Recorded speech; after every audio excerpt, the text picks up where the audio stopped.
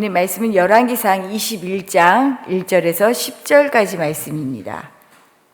우리가 지금 10절까지 말씀을 읽었는데 열왕기상 21장은 아합 왕이 왕궁 근처에 있는 나봇이라는 사람의 포도원을 탐내면서 벌어지는 일을 이야기하고 있습니다. 탐심이죠, 탐심. 무엇을 가지거나 차지하고 싶은 마음, 이것을 탐심이라고 얘기하는데, 사실 살면서 갖고 싶고 차지하고 싶은 것 참 많지요. 특히 내게는 없는데 다른 사람들이 누리고 있는 것을 보면 한 번이라도 저렇게 한번 살아보고 싶다라는 마음이 듭니다.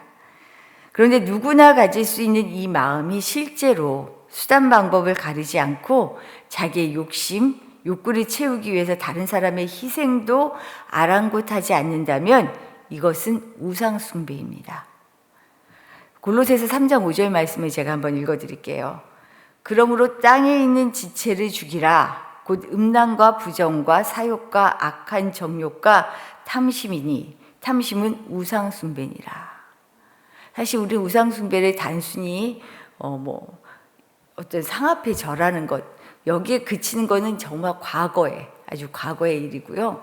우리가 지금 시대를 거듭하면서 시대마다 우리의 하나님보다 더 사랑하는 것, 우리가 마음을 그 무엇보다 더 빼앗기고 좋아하는 것이 무엇인가?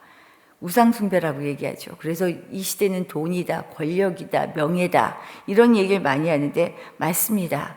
여기에 그리스도인들이 신앙의 이름으로 하게 되면 종교 지도자들과 같이 회칠한 무덤까지 되는 거죠. 오늘 포도원을 탐하는 아합과 이것을 차지하기 위해서 수단 방법을 가리지 않는 그의 아내 이세벨을 통해서 탐심이 죄의 근거, 우상 숭배임을 알아차리며 우리의 삶을 돌아볼 수 있는 시간이 되면 좋겠습니다. 먼저는요, 탐심은 하나님이 없는 자리에서 생겨납니다. 하나님을 생각하지 않으면, 하나님의 뜻을 고려하지 않으면 순식간에 탐심이 자리하게 된다는 이야기입니다. 아합은 나봇의 포도원이 너무 마음에 들었어요. 그래서 이를 얻으려고 애쓰죠. 우리 2절 말씀 볼까요? 어떤 애를 쓰는지. 아합이 같이 읽어봅니다. 아합이 나봇에게 말하여 이르되 내 포도원이 내 왕궁 곁에 가까이 있으니 내게 주어 채소밭을 삼게 하라. 내가 그 대신에 그보다 더 아름다운 포도원을 내게 줄 것이요 만일 내가 좋게 여기면 그 값을 돈으로 내게 주리라. 사실 아합은 포도원을 강제로 빼앗아서 갈취하려는 것은 아니에요. 오늘 보면 오히려 정당하게 그리고 더한 조건까지 제시하면서요, 대가를 지불하겠다라고 정직한 의도가 보여지는 것 같아요. 왕이 이 정도까지 선심 쓰면 어떻게 해야 될까요? 이런 정도까지 얘기하면 백성이 그래도 알아서 포도원을 내놓는 편이 나아 보이지 않으세요?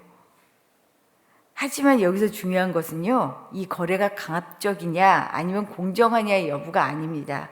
이 거래 자체가 이미 잘못되어 있어요. 포도원을 사고 싶다는 왕의 제안에 대한 나봇의 대답 안에 그 이유가 나옵니다. 뭐 때문에 이 거래가 잘못되었는지. 3절 말씀을 제가 한번 읽어드릴게요. 3절입니다. 나봇이 아합에게 말하되 내 조상의 유산을 왕에게 주기를 여호와께서 금하실지로다. 나봇은 포도원이 조상의 유산이며 이를 매매하는 것은 하나님이 금하신 일이기에 그 제안을 받아들일 수가 없습니다 라고 거절했어요. 실제 땅을 매각하는 것은요, 이스라엘 백성에게 율법으로 금지가 되어 있습니다. 레위기 25장 23절에 이런 말씀이 있어요. 토지를 영구히 팔지 말 것은 토지는 다 내 것임이니라. 그러면서 뒤에 뭐라고 얘기하시냐면요, 너희는 거류민이요 동거하는 자로서 나와 함께 있느니라. 그래서 사실 이 땅에서의 삶이 나그네 인생이다라고 얘기하는 거죠. 하나님이 이스라엘에게 땅을 기업으로 주셨지만 이 땅의 소유자는 하나님이에요. 팔지 못하게 되어 있어요. 하나님은 양도나 매각을 금지하면서요, 각 가문이 얻은 땅을 그냥 대대손손 유지할 수 있도록 누구의 것이 아니야, 내 것이야 맡겨주셨다는 거죠. 이런 의미로 보호하셨어요. 그럼 하나님의 율법을 아합은 몰라서 이런 거래를 했을까? 모를 리가 없죠. 이스라엘 백성들이 다 아는 이 이야기를. 더욱이 나봇이 하나님의 법을 지키기 위해서 나라에서 가장 큰 힘과 권력을 가진 왕의 요청을 거절하자 아합 어땠어요? 왕궁으로 돌아가서 박에 틀어박혀서 식음을 전폐합니다. 왜요? 내가 아무리 왕이지만 이거 잘못했다가는, 하나님의 법을 어기는 일 잘못했다가는 난리 날 줄 알고 있었거든요. 할 수가 없는 거예요. 그러니까 병이 나는 거예요. 하고는 싶은데 못하니까. 나봇에게 제안한 아합 왕의 모습이 겉으로는 합리적이고요, 정중한 거래인 것처럼 보이지만 이미 이런 아합의 제안에 하나님은 없습니다. 하나님이 하신 말씀, 하나님이 지키라고 하는 것, 아합에게는 안중에 없었어요. 이미 하나님이 금하고 금하지 아니하고가 그에게 중요하지 않았다는 겁니다. 이처럼 탐욕은 하나님마저도 삼켜버릴 만큼 강력하게 나를 지배합니다. 그런데 이 탐심이 생겨나는 지점이 바로 하나님을 잊는 것, 하나님을 아랑곳하지 않는 것이다 라는 거죠. 탐심은 하나님이 없는 곳에서 생겨납니다. 차지하고 싶은 탐심에 지배되자 하나님의 율법을 잊고, 아니 무시하는 일은 아무것도 아닌 것이 되죠. 나는 어떤가? 절대 특별한 사람이 없어요, 죄 앞에. 그런 생각 들지 않으세요? 이번에 연예인의 마약 사건 보면서 여러 생각이 들더라고요. 정말 너무 많이 넘치도록 가지면 자기를 자제할 수 없을 만한 또 다른 길이 열려진, 얼마나 많이 펼쳐져 있겠어요, 문화적으로. 그게 너무 쉬워지는 거죠, 그 길이. 오죽하면 부자가 천국에 들어가는 것이 그렇게 어렵다고 얘기하신 거 아닐까라는 생각이 들더라고요. 어느 누구도 죄에서 자유로울 수가 없습니다. 탐심이 들어오면 우상숭배다라고 얘기했던 이유가 여기 있어요. 탐심에 자유로운 사람 없어요. 우리 마음 얼마나 속에서 불쑥해요. 내가 마냥 많이 가지면, 내가 이런 권력을 가지면 잘할 것 같은데 진짜 잘할 수 있을지. 우리는 그렇게 마음을 지키는 게 세상에서 제일 힘든 일이라고 얘기하시잖아요. 하나님을 늘 하나님의 말씀 앞에 서는 이유, 하나님의 말씀이 우리를 비춰보는 이유가 여기 있습니다. 하나님이 없는 자리에 탐심이 자리하게 되어 있어요. 늘 우리가 주님의 말씀으로 우리 스스로를 비춰볼 수 있기를 바랍니다. 그리고 두 번째로는요, 적당한 거리에서 아무것도 하지 않는 것이 불순종이다라는 거예요. 아합 왕은 하나님의 말씀에 따라 살지는 않았지만 감히 하나님의 말씀을 무시할 만큼의 배짱도 없었던 인물이에요. 갈멜살의 대결에서도 그렇고요, 이미 우리가 어제 보았던 20장에서도요 아람 왕 베나닷과의 전쟁을 통해서 하나님 살아계시다, 놀라워, 진짜 하나님이 계시네 했었거든요. 그래서 하나님이 두려워서 감히 율법을 어길 용기는 없어요. 이 말은 하나님 앞에서 불순종하기는 겁이 나는데 그렇다고 순종하고 싶은 마음도 추워도 없어요.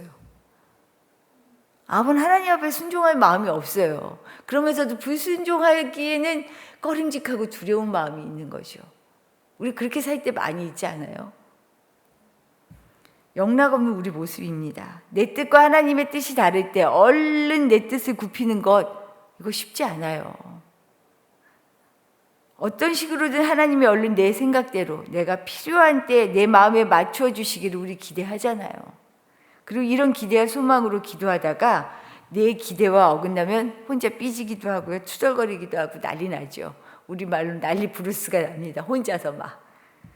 우리가 이런 일 한두 번 해본 게 아니죠. 사실 이런 과정을 통해 내가 하나님의 사람으로 만들어집니다. 잘 이런 실수들을 거듭하면서 내가 정말 하나님 앞에 진심으로 서기를 원하면 하나님은 이렇게 우리를 깎아서 정금과 같이 나오게 하시죠. 그런데 이때 아합은 자신과는 다르게 하나님의 율법을 개의치 않는 아내 이세벨이 있습니다. 아합에게. 그래서 자신의 손에 피는 묻히지 않지만 아내를 통해 자신의 뜻을 실현하는 방법을 선택하죠. 방에 갇혀서 식음을 전폐하는 모습을 염려하는 아내에게 나봇의 포도원 이야기를 꺼내자 이세벨이 뭐라 그래요? 내가 해결하겠다라고 두 팔 벗고 나섭니다. 이세벨이 선택한 방법 무엇일까? 우리 10절 말씀 같이 읽어볼까요? 나봇의 포도원을 빼앗기 위한 이세벨의 방법입니다. 불량자 두 사람을 그의 앞에 마주 앉히고 그에게 대하여 증거하기를 내가 하나님과 왕을 저주하였다게 하고 곧 그를 끌고 나가서 돌로 쳐 죽이라 하였더라. 그의 포도원을 빼앗기 위한 방법에 정말 거짓과 술수를 꾸미는 일은 물론이고요. 하나님의 이름으로 정당화하는 방법까지 쓰고 있어요. 하나님과 왕을 저주했다라고 얘기해라. 이러면 백성들이 분노할 테니까. 사람들의 심리를, 마음을 잘 알고 있는 거죠. 거짓과 실수를 꾸미는 일이 하나님을 두려워하지 않는 사람에게는 아무 일도 아니기 때문에 아합은 오히려 얼씨구나했던 것 같아요. 이세벨을 말릴 생각이 없습니다. 말리지도 않았고요. 그러면서 내가 한 일이 아니니까 하는 안도감도 있지 않았을까 싶어요. 옆에서 알아서 해주니까요. 이런 모습이 적당히 그리스도인으로 살아가는 모습이죠. 그리스도인으로 양심에 거리끼지 않을 정도까지 선을 유지하면서 절대 손해보지 않고 오히려 떡고물을 기대하는 심보. 이 세상이 요즘 그리스도인들의 이런 심보를 너무 잘하는 것 같아요. 교회에 이런 심보를 너무 잘하는 것 같아요. 들통이 나버렸잖아요. 다 드러났잖아요. 교회가 욕심부리잖아. 세상보다 더하던데. 세상이 손가락질하는 게 문제가 아니고요. 하나님은 더더욱 분노하고 계시다는 거예요. 적당한 거리에서 아무것도 하지 않았어. 나는 죄 짓지 않았어. 라고 얘기하는데 아니야, 너 그거 불순종이야. 그게 죄야. 하나님이 이거 말씀하시죠. 적당히 불순종도 순종도 아닌 삶. 갈멜살의 대결에서 엘리야는 얘기했죠. 하나님의 자리에 설 것이냐, 하나님 편에 설 것이냐, 바알의 편에 설 것이냐, 어느 때까지 머뭇머뭇하겠느냐. 적극적으로 순종하기를 힘쓰라고 얘기하십니다. 하나님께서.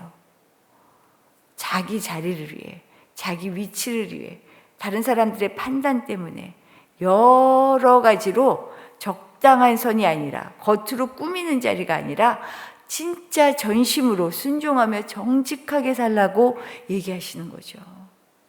우리가 어떻게 살아야 하는지 다시 한번 보여주시는 말씀입니다.